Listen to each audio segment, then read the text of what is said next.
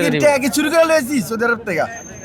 সবচেয়ে বড় দুঃখ হইলো সৌদি তো যেটা করছে করছে সমস্যা নাই, কিন্তু আমরা না খাইয়া 1 মাস কষ্ট করার পরে 30 টাকা রাখছিলাম, 30 টাকা 20 টাকা আমাদের পকেটে আছে, না খাই 1 মাস না খাই টাকাটা জমাইছি, যেখান থেকে গাড়ি বাড়ি দেবো দেশে যাবো, ঠিক আছে।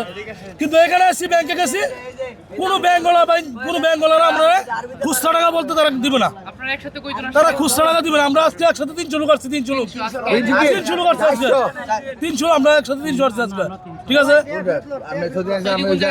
কিন্তু বাংলাদেশে এম্বাসি যাই করছে, প্রবাসী যারা করছে, কিন্তু আজকে আমরা যে হনেস্তা শিকার হয়েছি সৌদি আরবে, আমরা বাংলাদেশ এয়ারপোর্ট এগুলো আমরা কোনোদিন আশা করি নাই। বাংলাদেশ আমাদের নিজের জন্মভূমি দেশের থেকে তারা যেই কাজটা করছে এগুলো মানবিক কাজ না ভাই।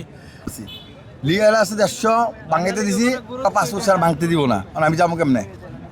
150 রিয়াল পাসপোর্ট ছাড়া ভাঙতে দিব না। 500 ছাড়া ভাঙতে দিব না, আমি 500টা কোনটা আনুম ভাই?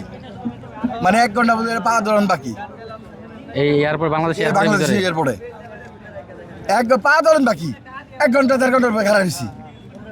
পাসপোর্ট দাও, পাসপোর্ট দিলে রিয়াল ভাঙাই দিব। রিয়াল আমি এক্সচেঞ্জ করে দিব। কি চুরি করে লয়েছি সৌদি আরব থেকে ভাই।